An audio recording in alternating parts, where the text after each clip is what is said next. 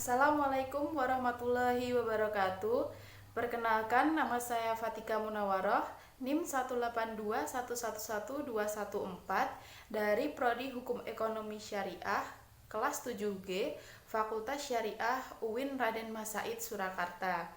Baiklah, di video kali ini saya akan mereview sebuah buku yang berjudul Dasar-Dasar Hukum Perdata Internasional. Buku ini merupakan buku karangan Dr. Bayu Seto Harjowahono, SH LLM, yang merupakan buku ke-1 edisi kelima. Buku ini diterbitkan oleh PT Citra Aditya Bakti di Kota Bandung tahun 2013. Dalam buku ini ada 11 bab yang dibahas. Kemudian jumlah halaman keseluruhan ada 308 halaman. Baiklah, langsung saja untuk bab yang pertama, yaitu mengenai pengertian, pola berpikir yuridik, dan masalah-masalah pokok dalam hukum perdata internasional. Sebelumnya saya akan menjelaskan dulu apa itu hukum perdata internasional. Hukum perdata internasional merupakan seperangkat kaidah-kaidah, asas-asas, ataupun aturan-aturan hukum nasional yang dibuat untuk mengatur peristiwa atau hubungan hukum yang mengandung unsur-unsur transnasional. Kemudian HPI itu juga bermanfaat dalam penyelesaian persoalan-persoalan hukum. Di antaranya bisa digunakan dengan mengombinasikannya di dalam suatu argumentasi yuridis yang bisa dipertanggungjawabkan demi tujuan tertentu. Kemudian juga bisa dimodifikasi dan dikembangkan menjadi metode-metode pendekatan baru yang sesuai dengan kebutuhan dan kondisi-kondisi yang khusus. Kemudian pola berpikir HPI itu menggunakan pendekatan tradisional yang merupakan penyelesaian dalam persoalan-persoalan hukum yang mengandung unsur asing. Kemudian masalah-masalah pokok dalam HPI itu diantaranya yang pertama, hakim atau badan peradilan manakah yang berwenang menyelesaikan perkara-perkara hukum yang mengandung unsur asing. Kemudian, hukum manakah yang harus diberlakukan untuk mengatur dan menyelesaikan persoalan-persoalan hukum yang mengandung unsur asing. Kemudian, sejauh mana suatu pengadilan harus memperhatikan dan mengakui putusan-putusan hukum asing atau mengakui hak-hak yang terbit berdasarkan hukum atau putusan pengadilan asing. Kemudian bab 2 yaitu mengenai sejarah umum perkembangan hukum perdata internasional tradisional.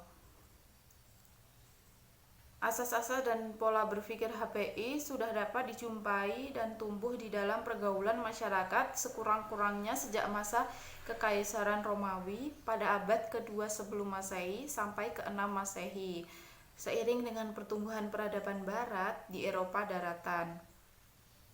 Bab 2 ini akan memberikan gambaran sekilas mengenai perkembangan HPI di dalam konteks perkembangan peradaban dan hukum Barat, yang pada dasarnya membentuk apa yang sekarang ini disebut dengan pendekatan HPI tradisional. Model-model pendekatan dalam HPI ini ada beberapa macam.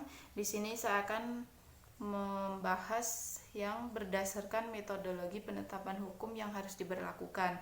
Ada pendekatan lex fori, pendekatan multilateralisme, pendekatan unilateralisme, dan pendekatan hukum substansif, pendekatan hukum eklektik. Kemudian sejarah umum perkembangan HPI tradisional itu ada masa Kekaisaran Romawi. Di sini warga Romawi dan penduduk provinsi-provinsi atau municipia untuk di wilayah Italia kecuali Roma itu menjadi bagian dari wilayah Kekaisaran Kependudukan. Kemudian penduduk provinsi atau orang asing yang berhubungan satu sama lain di dalam wilayah Kekaisaran Romawi sehingga masing-masing pihak dapat dianggap sebagai subjek hukum dari beberapa yurisdiksi yang berbeda.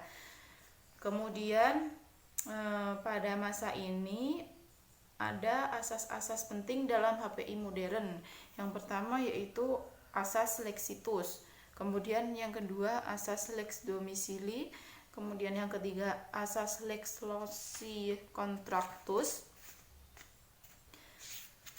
Dan kemudian ada juga masa pertumbuhan asas personal HPI, itu terjadi pada abad ke-6 sampai 10.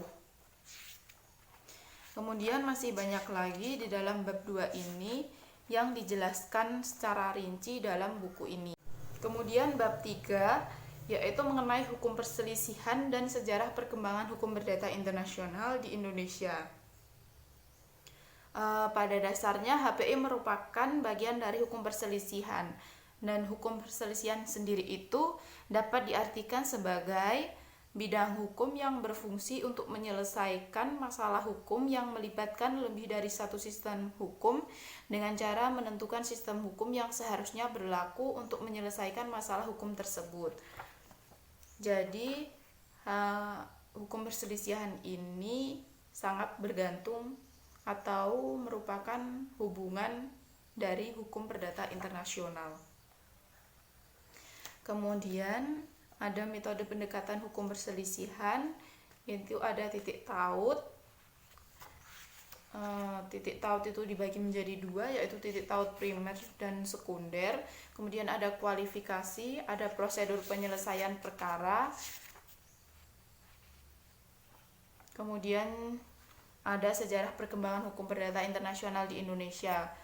Sekali lagi ditegaskan bahwa hukum perdata internasional merupakan bagian dari hukum perselisihan dan hal yang menjadi pembeda utama dalam HPI dibandingkan dengan subbidang hukum perselisihan yang lainnya.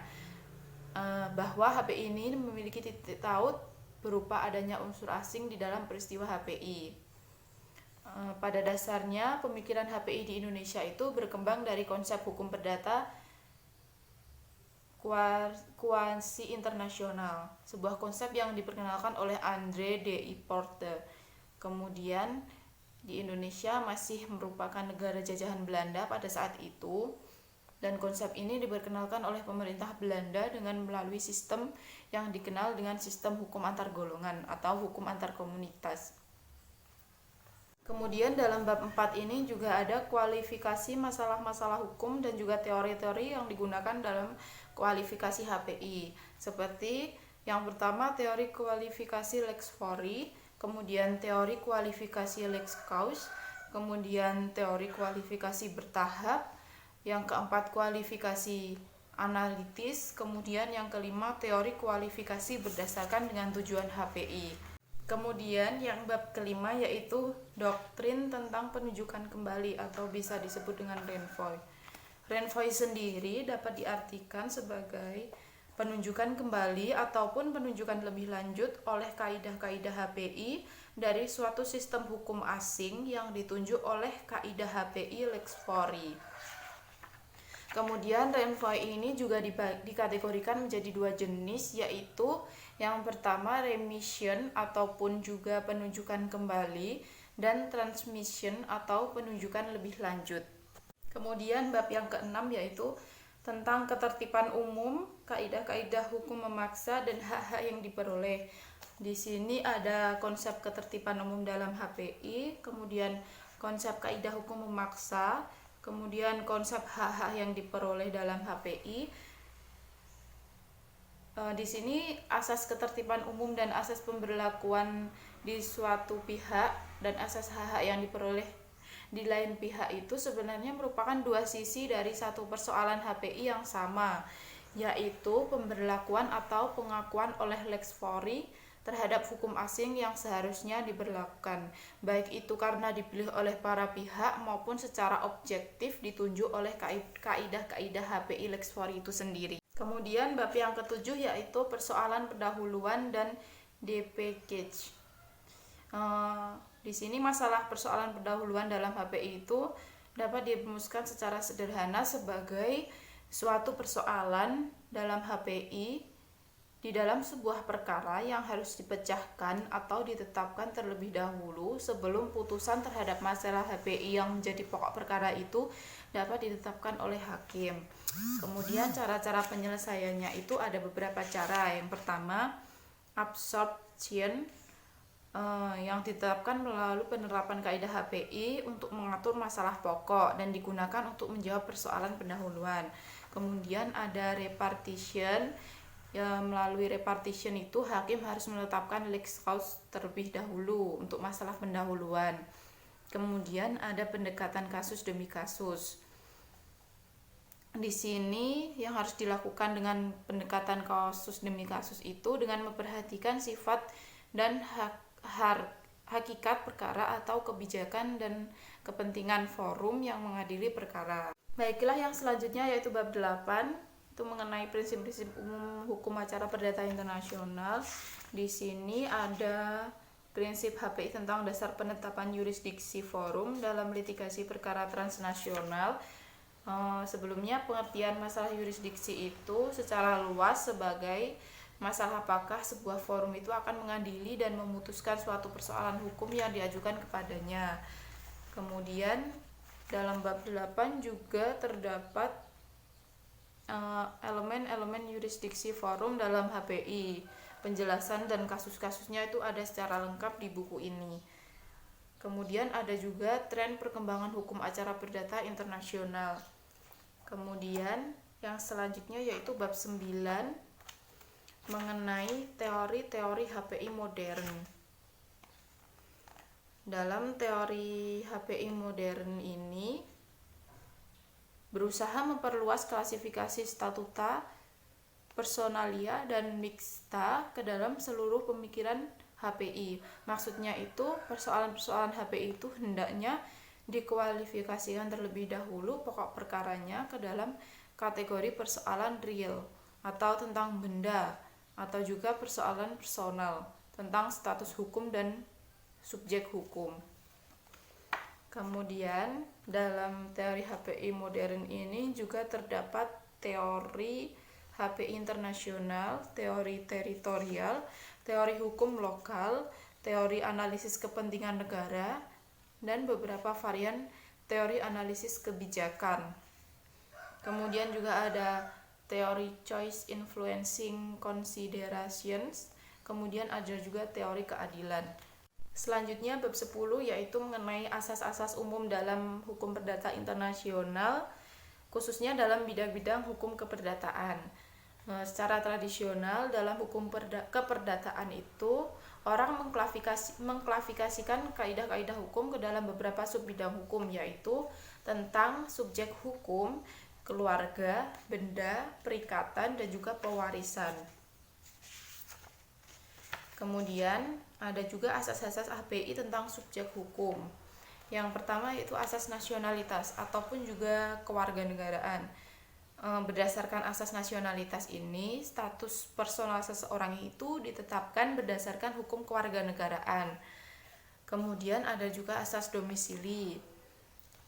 Yang dimaksud ini harus sesuai dengan konsep tumbuh di dalam sistem-sistem hukum common law dan yang umumnya diartikan sebagai tempat hidup seseorang secara permanen.